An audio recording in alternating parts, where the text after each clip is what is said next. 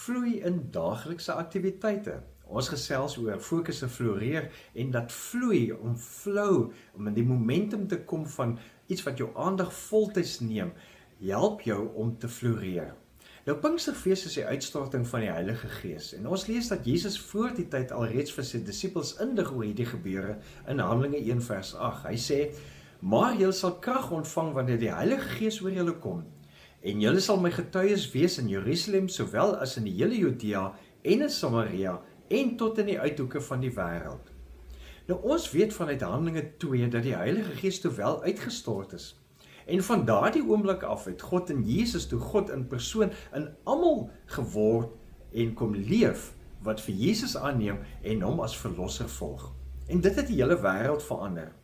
En die disippels is van toe af en gelowiges tot nou toe bemagtig deur die Heilige Gees om alle werk te doen en te kan doen met 'n hart vol liefde vir God en 'n hart vol liefde vir mense medemens. Nou hierdie houding om alles te hanteer as 'n getuie vir Jesus het massas volgelinge van Jesus tot gevolg gehad.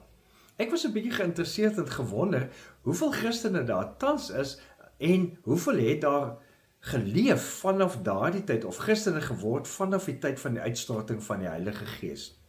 Nou volgens Copilot het die demografiese studies wat daar was met die aanvanklike paar disippels daardie tyd, het hulle dit opgeteken en bereken en beraam dat toe van daardie tyd van Jesus se sterfdatum af tot 200 na Christus het dit gegroei na ongeveer 250.000 Christene.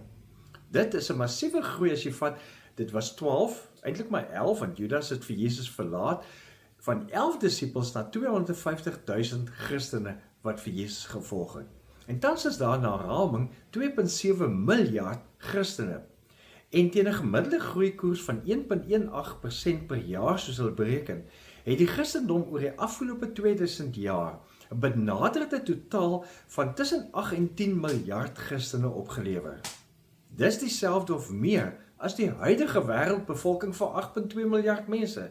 So dit was 'n massiewe groei deur die uitstorting van die Heilige Gees. En dit alles omdat die Heilige Gees mense getuies van Jesus maak en wanneer ons in ons daaglikse aktiwiteite so leef vir Jesus dat ons in vloei kom, in volgehoue aandag en konsentrasie deur die werking en krag van die Heilige Gees, dat ander mense daardeur aangeraak word. Nou ons weet reeds soos genoem word deur die navorsing van Me Csikszentmihalyi, dat wanneer mens jou daaglikse aktiwiteite met oorgawe doen, dan beleef jy vloei. En vloei is 'n aspek van florering en laat jou goed voel, dit gee vir jou vreugde.